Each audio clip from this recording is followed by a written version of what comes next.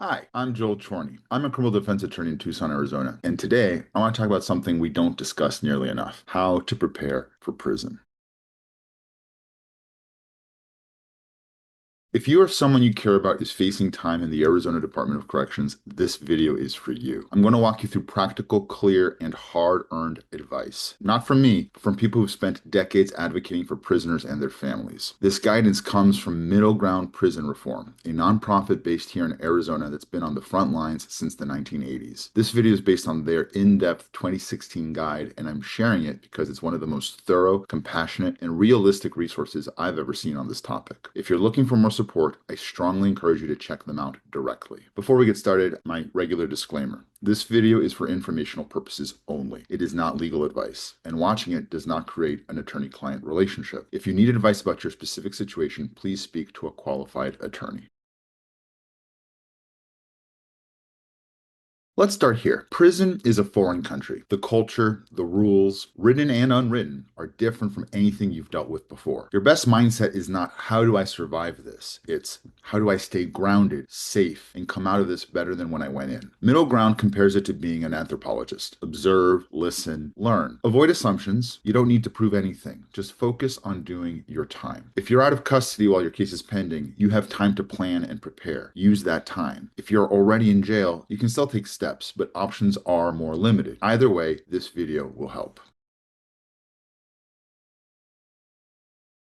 If you're facing a prison sentence, even if there's still hope for probation, act as if you're going in. This lets you and your family prepare for the worst and avoid being blindsided. Some key steps. Talk to your employer. You don't need to give all the details, but advance notice helps preserve your future. Handle your finances. Cancel unnecessary services. Sell property if needed. Set up joint bank accounts with someone you trust. After 9/11, banks require all parties to appear in person, so don't wait. Also, handle child custody or guardianship. If you're facing a long sentence, the state can move to terminate your parental rights. If you pay child support, tell DES, the Department of Economic Security, to abate payments. Don't assume they'll catch it automatically. Do you anticipate receiving an inheritance? Make sure it's not deposited into your prison account. Otherwise, DOC takes deductions. Other preparation for you to think about. You should make a will, sign a power of attorney, store or sell your stuff. Gather the names and numbers of people who might visit or take your calls.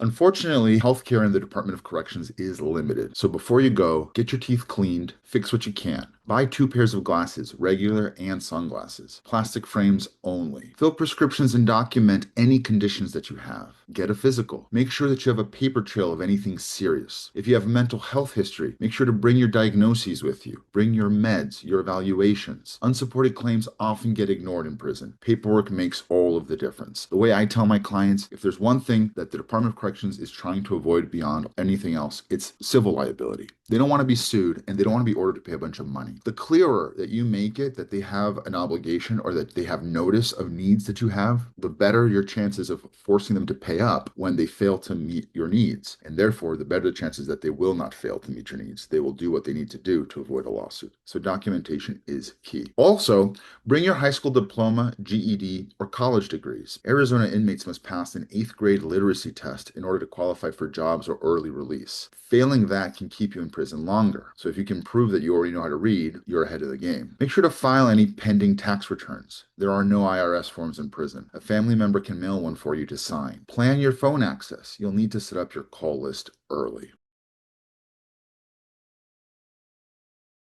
When you arrive, you'll go through intake at Alhambra. Then you get assigned to your permanent yard. You should get an orientation packet and access to the resource library. But here's the reality. Arizona removed all annotated statute books. So you're stuck with raw statute language, no explanations, no case law. Prison librarians can hand you forms, but they can't help you fill them out. If you don't have outside help, you're on your own. So let's talk about roll call. Day 1 on a new yard, someone from your racial group may approach you. They'll ask you for your paperwork. What that means is they're going to ask you for the paperwork from your change of plea, sentencing documentation, police reports, your plea agreement, pre-sentence report, etc. If you refuse to show it or your charges raise red flags, you may be pressured to leave the yard, as in threatened with violence. If your paperwork could put you at risk, talk to staff early and request protective custody. You have to advocate for yourself. And what I mean by put you in risk is depending on your charges, there are certain types of offenses that can present real danger for people in prison. I'm talking about offenses against children and offenses against women. These are the kinds of things that tend to get people put into protective custody for their own good. So be mindful of what it is you're going to be in prison for, and be sure to discuss with your lawyer if you have any concerns about what being in prison is going to be like for someone with charges like the ones that you have. About visitors, Arizona charges a one-time fee for everyone over 18 who wants to visit, and none of that fee goes towards the background check. It only goes towards building maintenance. That's legal here and it's been upheld by the courts.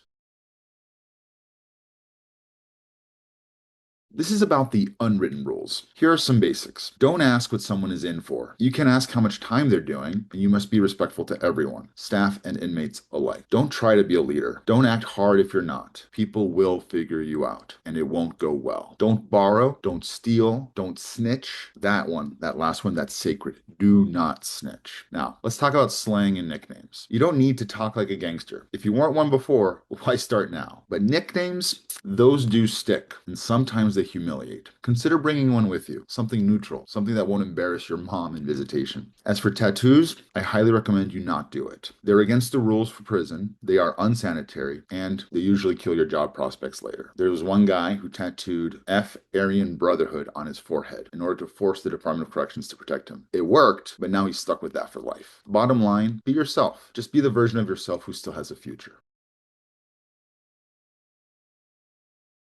Here's the good news. You can use your time. Take classes, read, write letters, keep a journal, track your parenting efforts. Skip the slang, skip the fake identity, but exercise. Take care of your body. Don't believe the rumor mill. There are always lies about any release laws. If something sounds too good to be true in prison, believe me, it is. But you can use this time to make yourself better. It is an experience that will be unique to you, something that if you use it correctly can actually help you in the future. Look, the truth is that prison is very hard. It is a tough place. It's not a place anyone wants to go by design. Hopefully that doesn't surprise you. But it doesn't have to define or break you. With the right preparation, the right mindset, and the right support, you can make it through with your dignity intact and your future still ahead of you. All of this guidance, as I mentioned, comes from the Middle Ground Prison Reform. And again, full credit goes to them. If you have a loved one facing prison, check them out. If you need legal representation in Arizona, I'm here to help. I'm Joel Chorny. Your rights matter. Protect them, stay safe, and I'll see you in the next video.